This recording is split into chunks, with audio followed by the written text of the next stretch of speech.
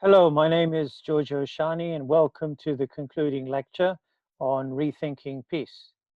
Um, this lecture is based on the contributions to the edited volume, Rethinking Peace, edited by Alexander Laban Hinton, Jeremiah Olberg, and myself. In the previous lecture, we looked at the various tendencies which different approaches to peace and conflict studies reproduced. And we grouped them within 4 tendencies. These tendencies were hypostasis, teleology, normativity or normative conceptions, and enterprise, by which we refer to intervention. Hyperstatus, as mentioned in the previous lecture, means imagining peace as a substance or a concrete reality, as a thing, to make something into a thing. It's similar to the process of reification, as opposed to a dynamic process. This leads to an objectification of peace. Peace is seen as objectified, and peace is seen as attainable and desirable. And we argue that this is an assumption upon which conventional approaches to peace and conflict studies is based or are based. Can peace really be attained? Is peace understood by everybody as the same thing in this sense? And what does it mean to think of peace as a thing? How is this linked up to an understanding of the ends of peace? And this is explicitly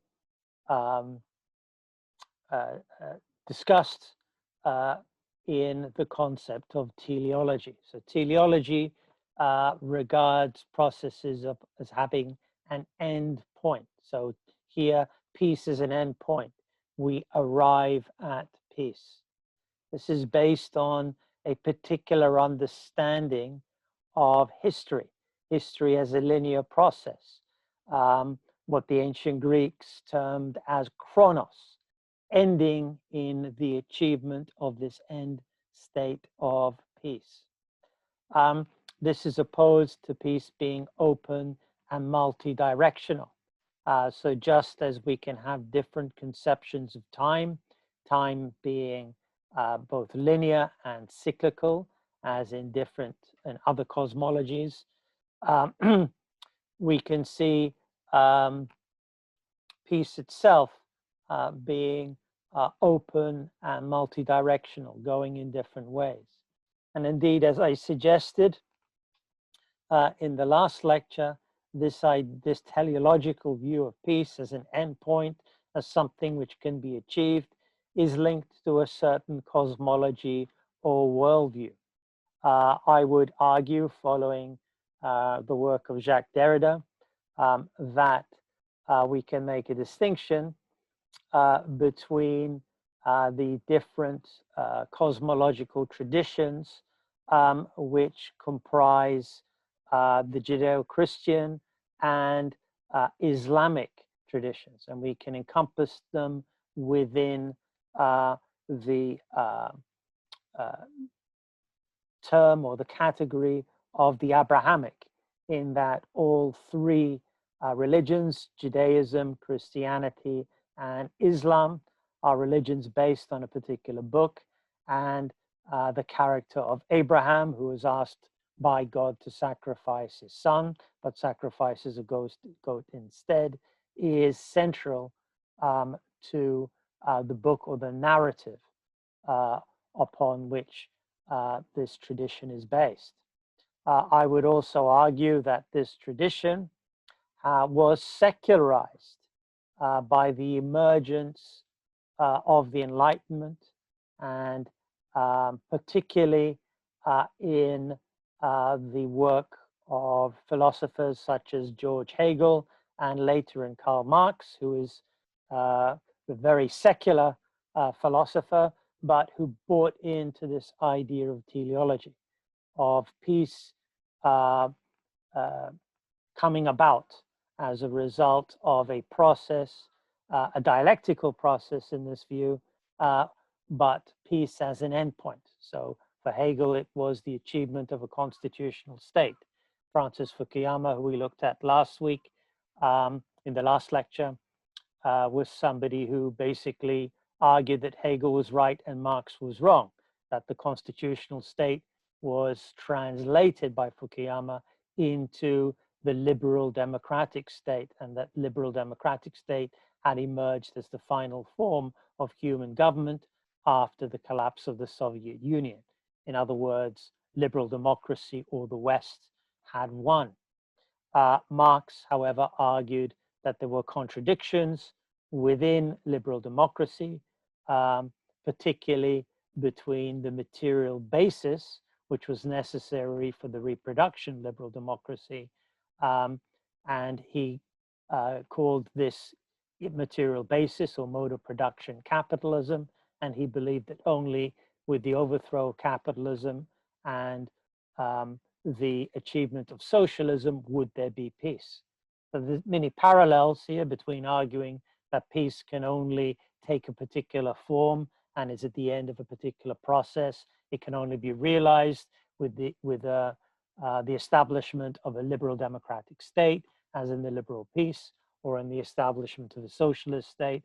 And if we look at the Abrahamic view, that peace comes about really at the end of one's life, when God will come down to judge the living and the dead.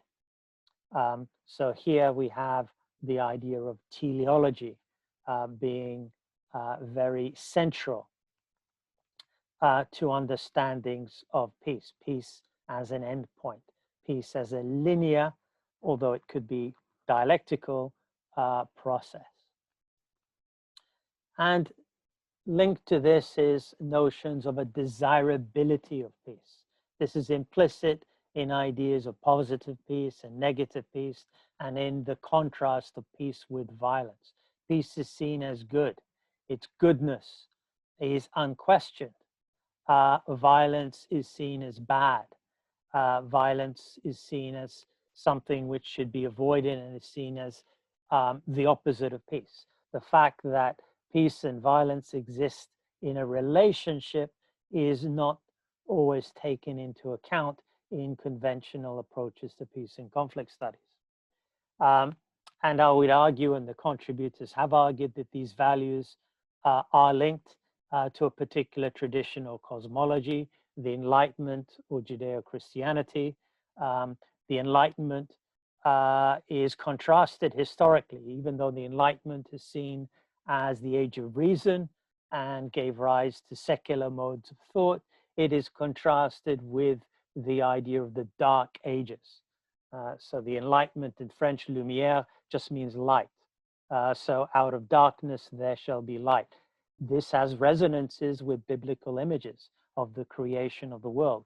God created light out of darkness within the Abrahamic traditions, or specifically within the Judeo-Christian traditions. And we find this juxtaposition and this contrast, this dichotomy between violence and peace. Included within it is an implicit hierarchy, a normative hierarchy in which peace is valued above violence, for example. And this normativity basically is not questioned. And there are alternative traditions and beliefs. I suggested Buddhism, since this lecture takes place in Japan, and Hinduism, which can be seen as the cosmology of many people within South Asia, which gave rise to ideas of Buddhism. Alternative traditions and beliefs are sometimes acknowledged explicitly in the work of Johann Galtung. In his later work, he explicitly references Buddhism, but their values are not taken into account. Their understanding that peace may reside within, that it's not the outcome of a particular process, and it's not the outcome of a process which is dependent upon the vanquishment of evil, or this is what we call theocity, basically banishing evil um, from the present world. I mean, certainly if you look at Hinduism, they have alternative understandings of the origins of the world in which demons work with gods in order to create the world. So the idea of demons and gods, it's a relation, it's a relationship, um, and demons can become gods and gods can become demons. Notions of good and evil coexist and are interwoven within the very fabric of life. Now, I'm not suggesting that Buddhism in particular and Hinduism do not have normative ideas, or these normative ideas are very strong, but they're not so dichotomous. We cannot make this contrast between peace and violence and look at things in terms of it being positive and negative.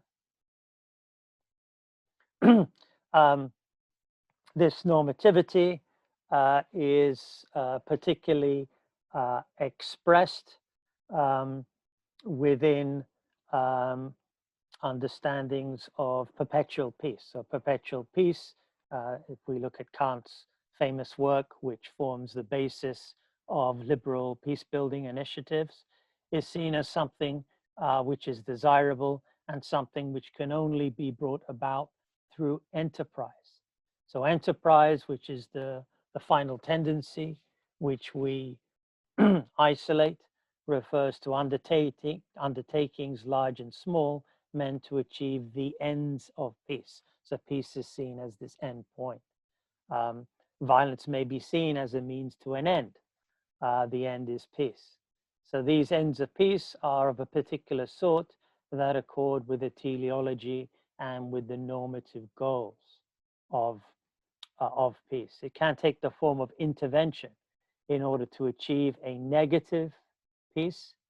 So in this sense, negative peace means freedom from direct or personal violence, and it can take the form of development in order to achieve positive peace, particularly in societies where structures of unequal power would necessitate transformation of that particular society.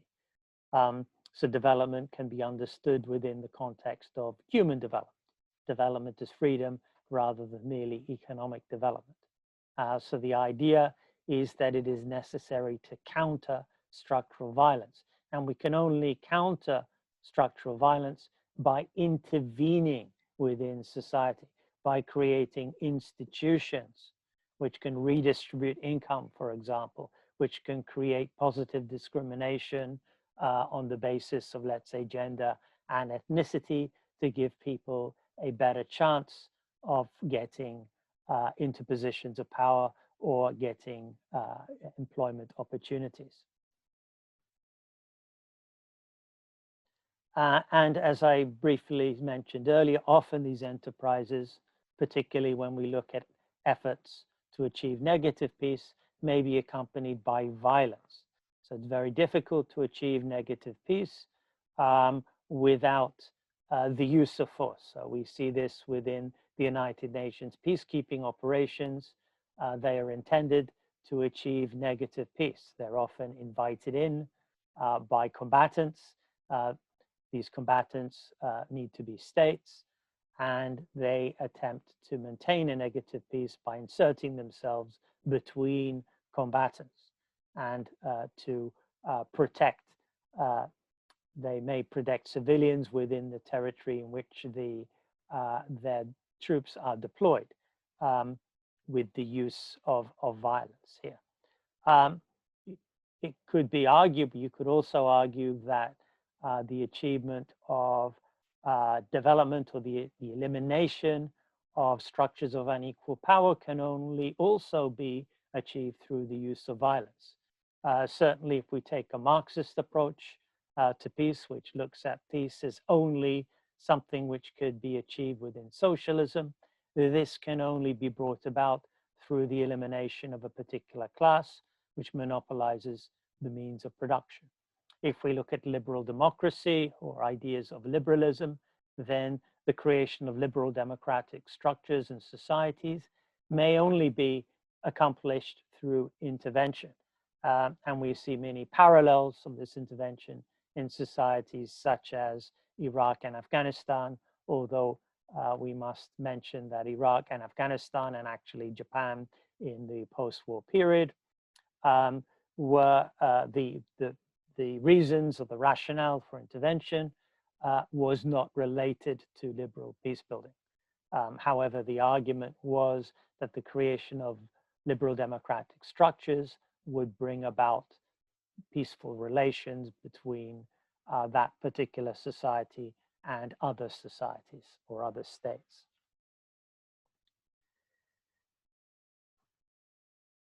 So in the previous lecture, I referenced the Japanese term for development, kaihatsu, and I contrasted it with another understanding of development within Japanese, which is haten. Haten is more an understanding of an imminent development, an internal development, more like an evolution. By development here, I'm talking more about kaihatsu. Kaihatsu is usually achieved through external intervention.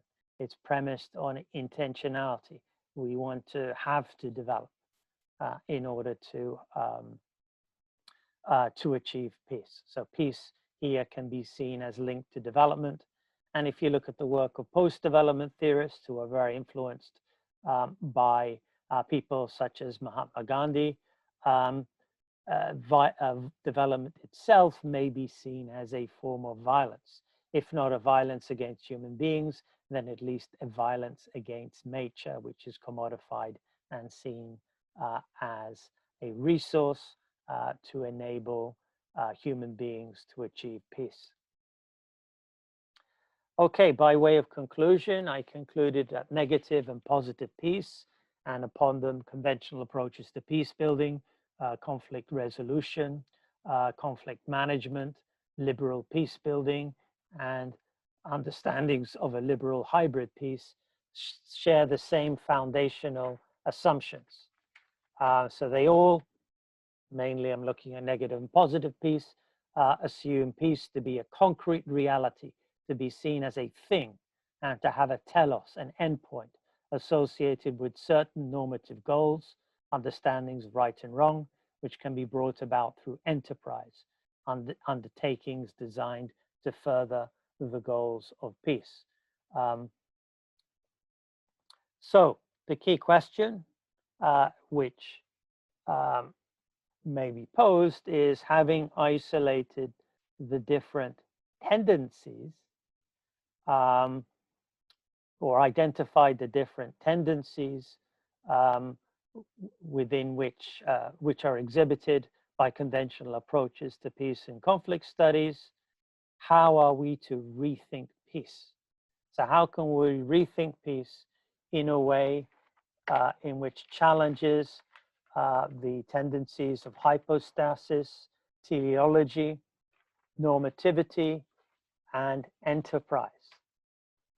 Well, the first point to make is that we cannot, in a way, reproduce the same tendencies inherent within conventional approaches to peace and conflict studies if we have an idea of peace as something which can be achieved. So we can isolate different pathways or different understandings of peace, but we cannot posit a universal one-size-fits-all model of peace.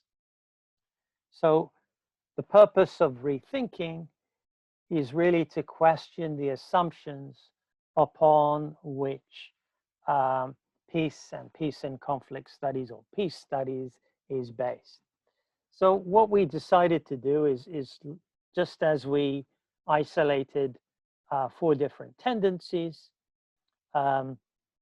which are inherent within the literature and peace studies, we attempted to identify 4 different rubrics upon which peace studies can be rethought.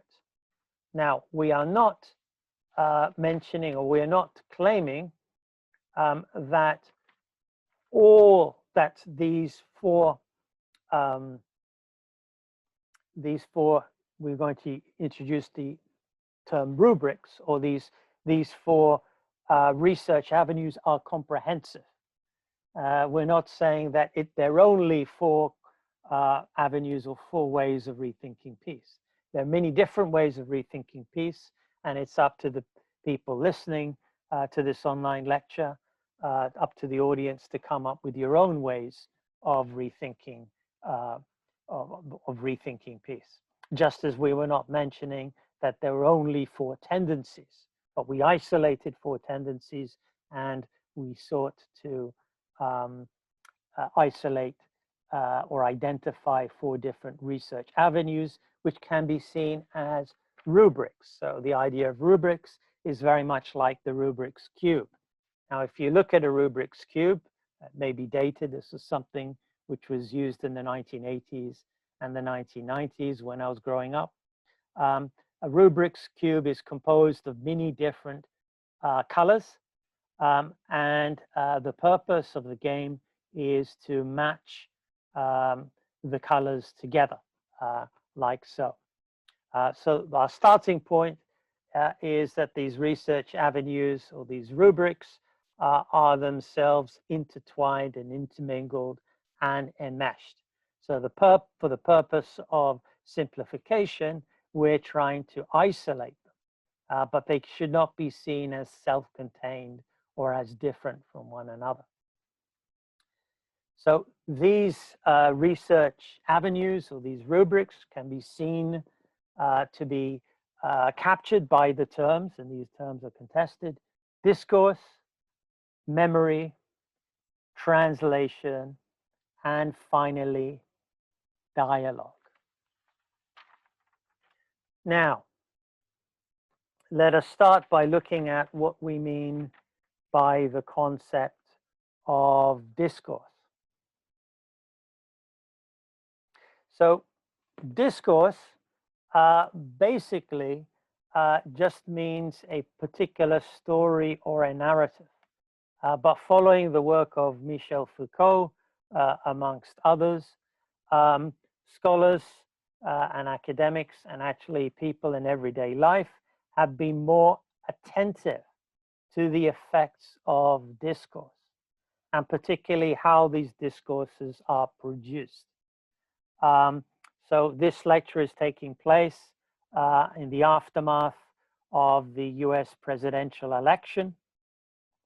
At the moment of this lecture, we still don't know who has won, whether it's President Trump, or, as seems slightly more likely, the Democratic challenger, Joe Biden.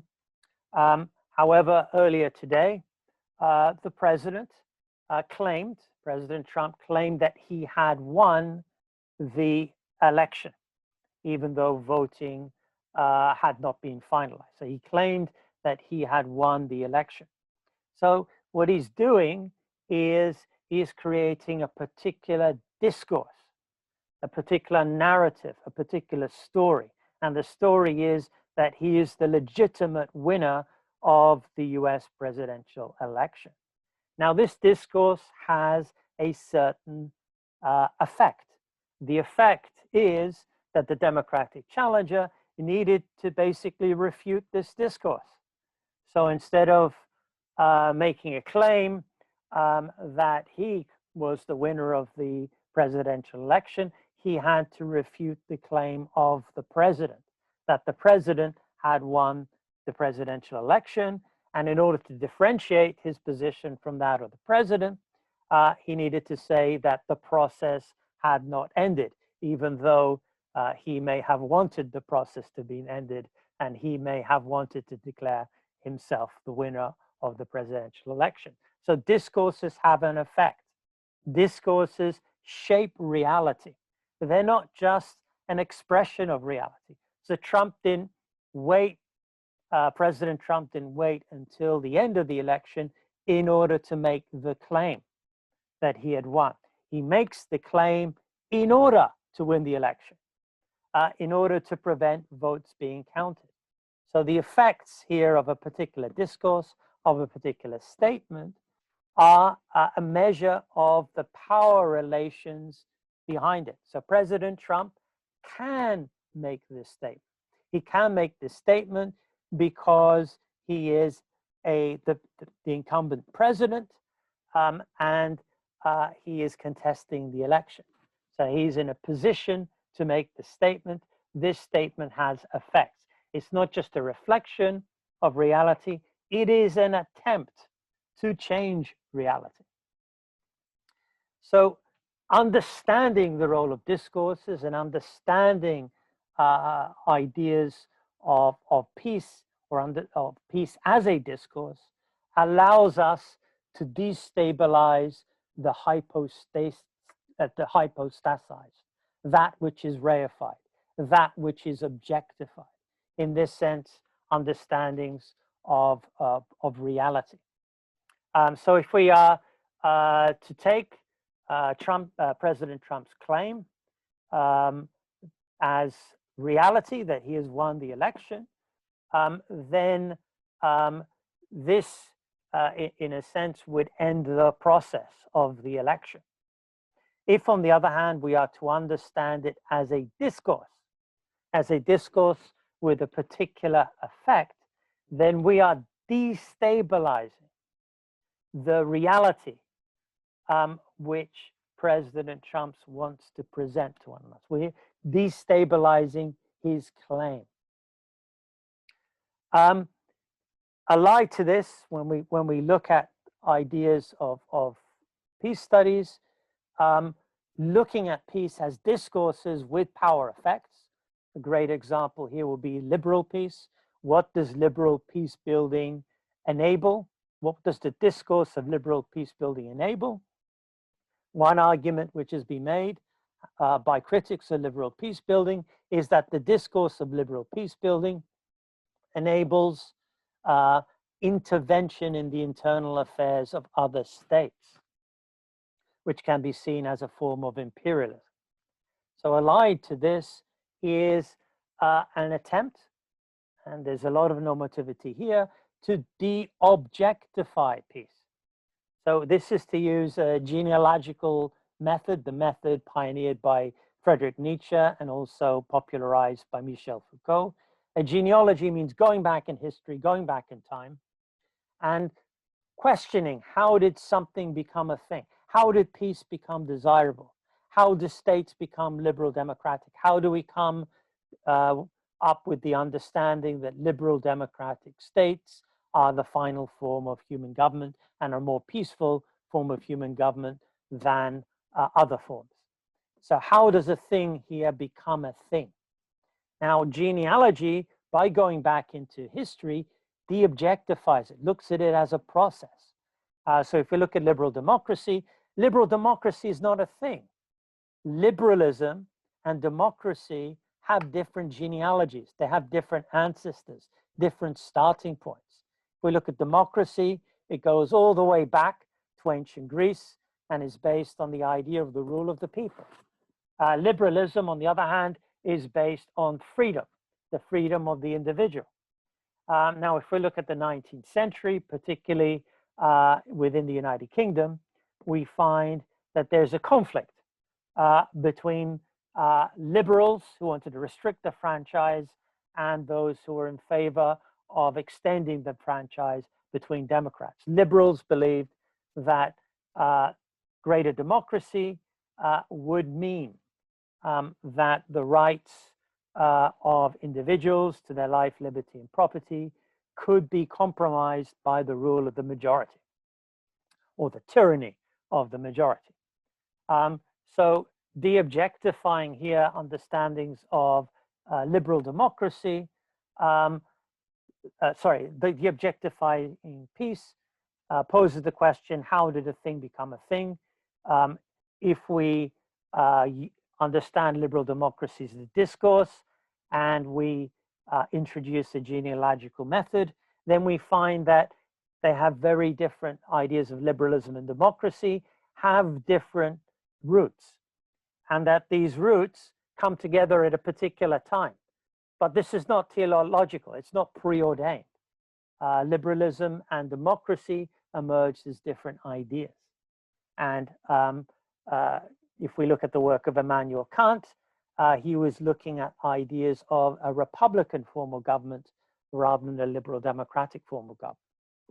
So this is all bound up with understandings. This genealogical method is bound up with understandings of de-objectifying peace and denaturalizing structures of power.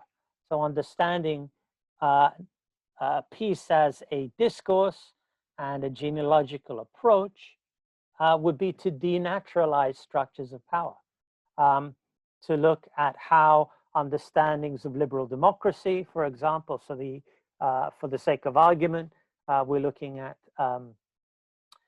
liberal peace theory, how liberal peace theory is enabled in a way by the structures of capitalism. How capitalism, and this is the work of Karl Marx, how capitalism as an economic system based on the production for profit makes a particular form of polity, liberal democracy, possible. Patriarchy, this is also structure of power. So if we look at the US presidential election, we find basically, and this is linked up to the point of racism as well, two white men of a particular age, President Trump and the Democratic challenger Joe Biden, contesting the election. These are people who have benefited from structures of power. So it's not an issue that two white men are on the ticket, whereas it was more of an issue if we look at the vice president, the vice president challenger, Kamala Harris, who is a non-white woman. This became more of an issue that she was part of the ticket. Her identity in a way became politicized. Whereas the idea that these two white wealthy men were the presidential candidates was accepted or naturalized in many senses. So here we're looking at the idea of discourse, understanding peace as a discourse, and this enables us to destabilize it. Within Rethinking Peace, there is a focus on gaps and erasures of peace. And I should mention the keynote speech by Ashish Nandi, who talks of the black holes of peace studies, just as they're black holes of physics. The black hole of peace studies is that peace studies is the underside of political science, which seeks itself to be a scientific discipline. And as I argue within the section on discourse, international relations has moved away from its normative aspirations to adopt the positivist methodology of the social sciences and of political sciences.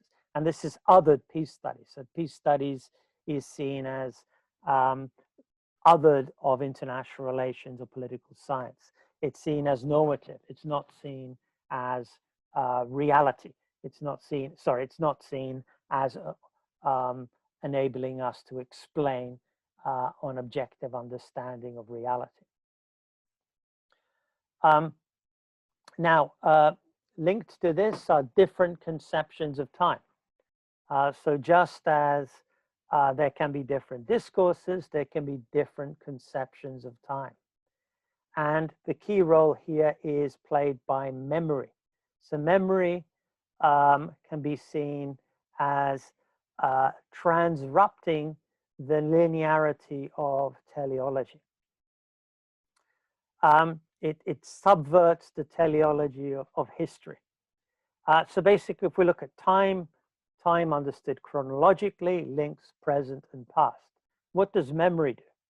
So memory is a process which happens in the present, which is based on recalling an event within the past. So the past lives on in the present. And this transrupts. I use the term transrupts because trans means to go across. So it transrupts this linearity of teleology, of saying that we're all going or moving towards peace. And that peace is the endpoint, that peace is desirable, that peace is attainable. So people can be in peace, in conditions of peace, but they remember a particular incident. This is particularly so in post-conflict societies, and I'd argue that in many senses, all societies are post-conflict. Within the present, there'll be a particular memory which surfaces, which could be a collective memory rather than an individual memory. And this collective memory or individual memory interrupts the teleology that we are going towards peace. So violence here, a memory of violence, could live within the present. And by living in the present, it changes our understanding of time. We're no longer in a post-conflict society if we remember a particular event which happened during a time of conflict. So the argument here is we need to move towards a multi-directional understanding of peace. So multi-directionality basically just means we don't know where we're going. We're getting away from teleology, that we're all on the path to peace, but we don't know where we're going. Peace basically, and this relates to the next point on translation, peace can take different forms. Peace means different things to different people. And this needs to be understood within peace studies. So methodologically, in terms of how do we do peace studies or how do we do peace research, talking to people, understanding their memories and understanding how the memories of people complicate or reinforce conventional narratives of discourses, of nationhood, of peace, of liberal democracy. This should also be part of peace studies or of rethinking peace. Again, if I reference the keynote speech in the first chapter by Ashish Nandi, he talks in terms of skeletons tumbling out of a closet. So political science and international relations tries to put all these things which don't fit in, particularly within the United States and within American conventional international relations and political science. There's an aspiration for political science to be a science. Now, this means putting everything which does not fit within the prevailing models within this closet. And what Ashish Nandi is mentioning is that what peace studies should do, not as a discipline, but as a field, is to open the closet. And all these different skeletons would come tumbling out. So the skeletons are those people who have been exorcised from history, who are not remembered. So when we talk in terms of liberal democracy or development and the triumph of a particular Western model of a peaceful society, this is based on bodies. It is based on the dead bodies of people who have been colonized and enslaved. So these opening up the cupboard means that these skeletons, these ghosts come and they haunt the present and they complicate the present. And this also gives rise to something which is explicitly mentioned in the work of Li Payne in her chapter about silence, how silence can be read. And we'll return to this when we look at the idea of dialogue. But the idea here of silence. If you deal with trauma, very often people who are suffering from trauma cannot articulate the way they feel into words. And we need to find ways of reading silence and understanding the contributions which silence makes to an understanding of peace. Moving on to one of the key goals, which is the understanding of translation. So premised on any attempt to rethink peace is the belief that peace cannot be translated from one cultural context into another without doing violence to it. Peace should be understood in its own terms. It may mean different things for different people. So this links in with the notion of translation. Translation comes from the Latin transferre, which means to bear, to carry, across. The trans means across, to carry means the idea of ferre. So what we're doing by looking at the term peace, which comes from the Latin pax, is we're carrying this understanding of peace, which develops within a particular period of time in a particular part of the world, which is what we understand as Europe, and through the understanding of Latin, the Roman Empire. We carry this understanding of peace across, and we apply it to different societies and cultures. Now, as mentioned in the previous lecture, the Roman understanding of peace as pax was linked with Pax Romana. Pax Romana meant the achievement of hegemony. The achievement of peace was linked to the achievement of power, vanquishing or conquering all your enemies so that there is peace. It is linked to understandings of order. This is very different from understandings of peace as an internal process, understandings of inner peace. So what we can see is that peace always involves a transformation when it is translated. So values cannot be translated without changing their meaning. And translation reveals the gaps of normativity, the gaps in terms of where we put emphasis in terms of values or ethics. So again, if we look at the issue of Japan, when we look at Heiwa, Heiwa cannot really be translated as peace. Heiwa includes with the wa an understanding here of harmony, which is different from understandings of peace, particularly a negative conception of peace, which is based on the absence of violence.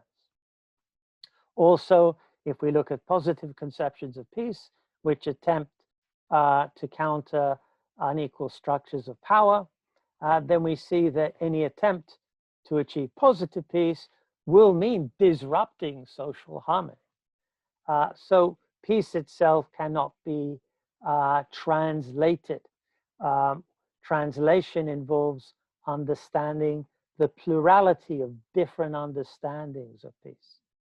And this emphasis on plurality should be the basis of research into peace. So we should be looking, what does peace mean at a particular point in time? Peace for whom? What here are the different understandings of peace? Can peace be translated? We cannot say peace cannot be translated because that is an assumption. We need to question our assumptions and question our understandings of peace. This idea of plurality, however, also, and this is part of the problem of trying to get away from the tendencies of the peace and conflict studies literature, this understanding of plurality is itself normative. So the different contributors to Rethinking Peace started with a normative assertion of, or a normative claim that plurality, understanding the world as being composed of many different conceptions of peace, was a better way forward to understanding peace in conflict studies, rather than what can be seen in the words of Judith Butler, who was an invited keynote speaker to the Rethinking Peace conference, final conference, mentions as monologic meta-narratives. Monologic means a logic which comes from one particular tradition. A meta-narrative would be a big story here. So the monologic meta-narrative of peace is encapsulated in understandings of perpetual peace or of liberal peace building. So we're trying to get away from this. And one way of doing it is, if there are multiple conceptions of peace, bringing these multiple conceptions of peace into dialogue. So dialogue is defined as a conversation between two or more people that involves verbal interchange, including discussion of opposing or contrasting views. There are different understandings of dialogue. And indeed, there is a critique of dialogue which says that dialogue is very different from a conversation. And that why should we look at verbal interchange as constituting a dialogue?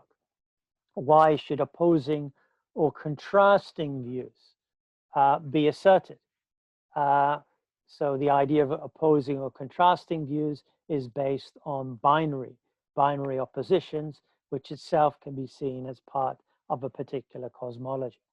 So to dialogue as a verb, which is what we preferred when we looked at ideas of dialogue, is to hold a dialogue or a conversation.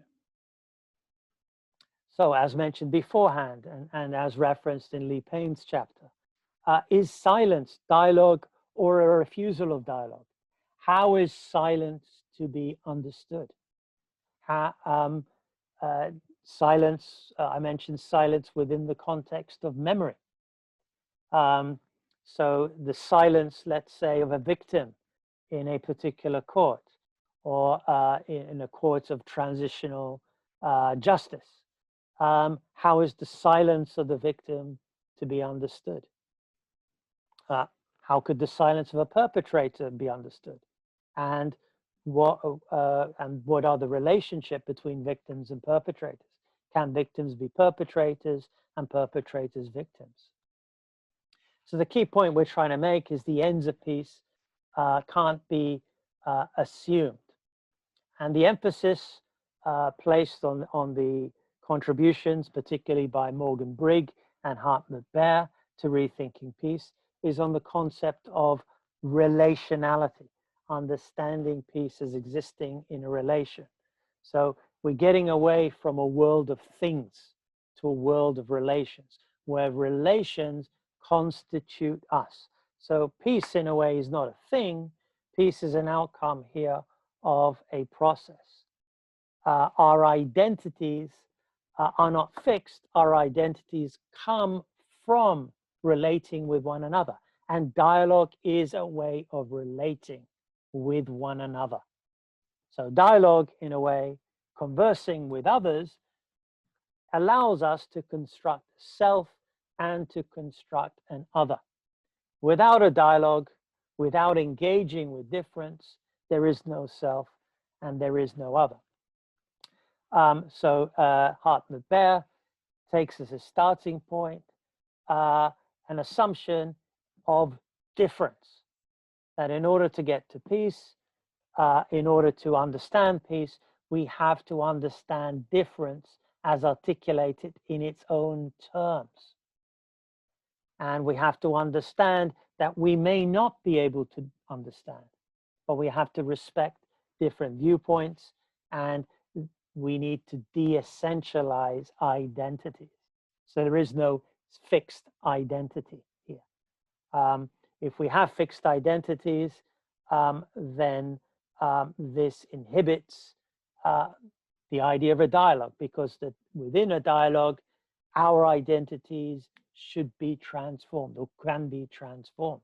And this may lead to a more peaceful understanding, depending on our understanding of what peace is.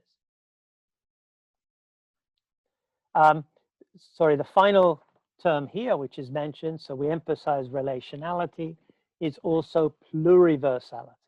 So pluriversality is based on an understanding that we live in different universes. So there is no one universe, there are different universes. There are different worlds. And our understanding of peace is linked to our understanding of the relationship between us human beings and the world in which we live, as well as our gods or our ancestors or nature as a whole.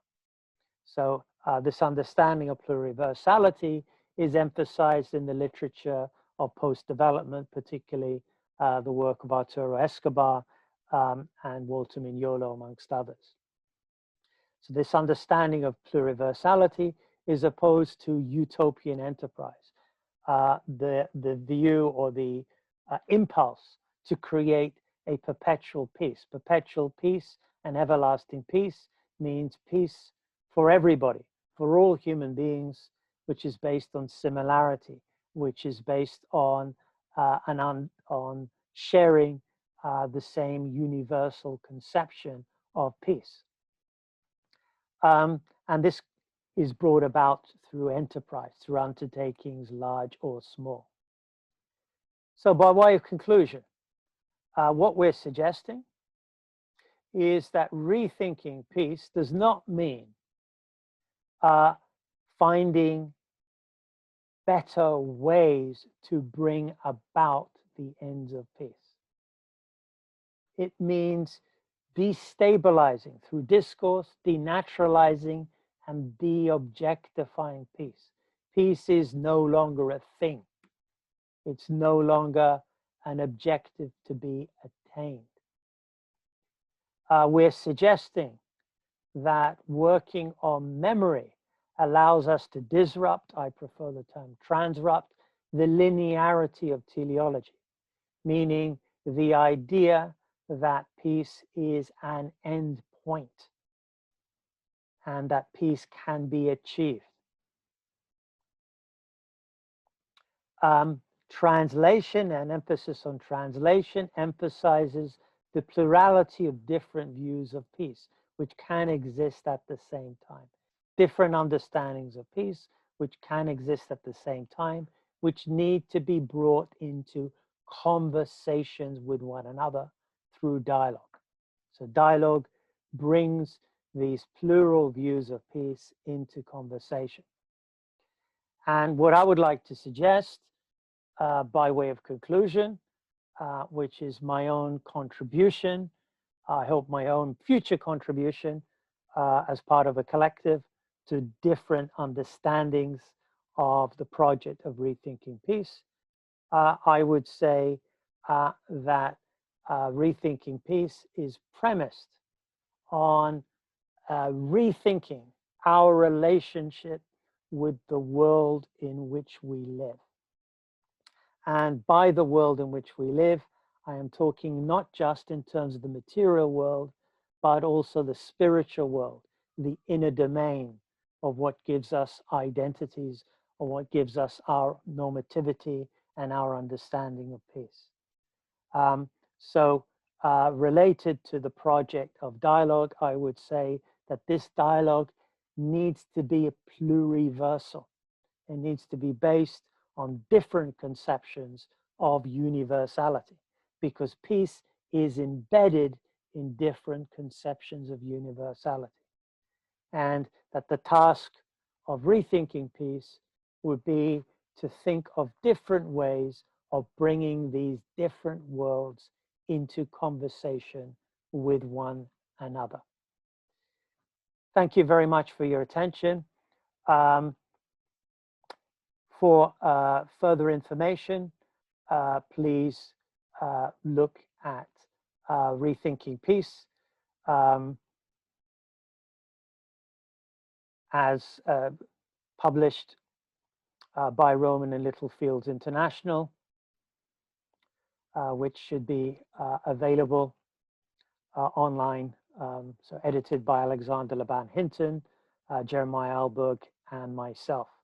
So I hope you find some of those chapters of interest. This lecture is based on my particular interpretation as an editor of Rethinking Peace. The tendencies and the rubrics were, we came up with the tendencies and the rubrics together, but the PowerPoint slides are based on my own interpretation, not only the introduction, but of reading through the chapters of the book. You may have your own interpretations of the different chapters. However, I would recommend you to look at the chapters or some of the chapters, or perhaps some of the sections, all of which have introductions, in order to have a better understanding of our understanding of peace and our understanding of the potential ways in which peace is rethought.